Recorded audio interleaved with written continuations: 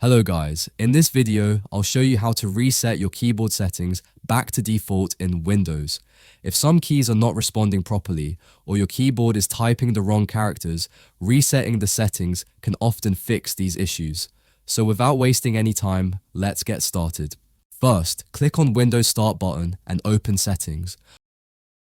From the left-hand side, click on Time and Language, then select Language and Region.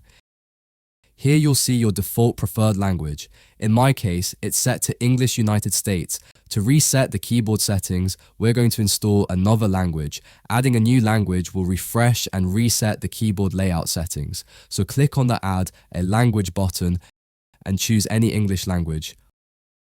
I'm going to select English Australia.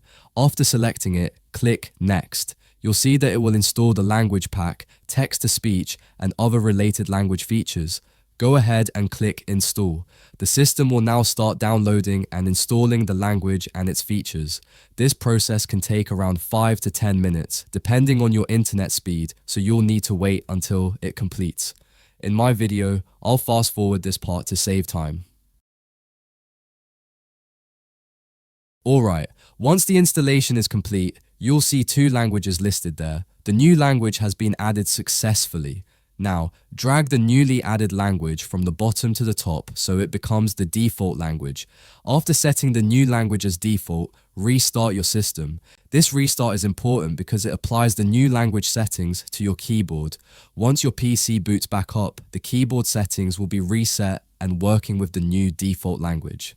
Now open Settings again and go back to Time and Language, then Language and Region. Change the language back to your original one and then restart your computer once more so the changes fully apply.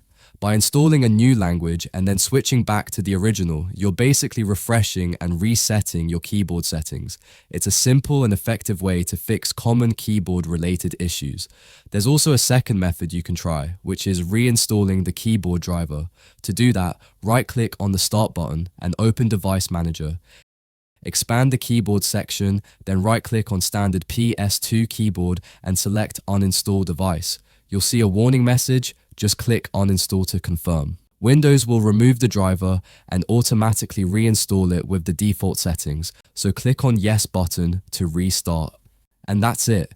These are two easy ways to reset your keyboard settings to default and fix common keyboard problems. If this video helped you, leave a comment below, and I'll see you in the next video.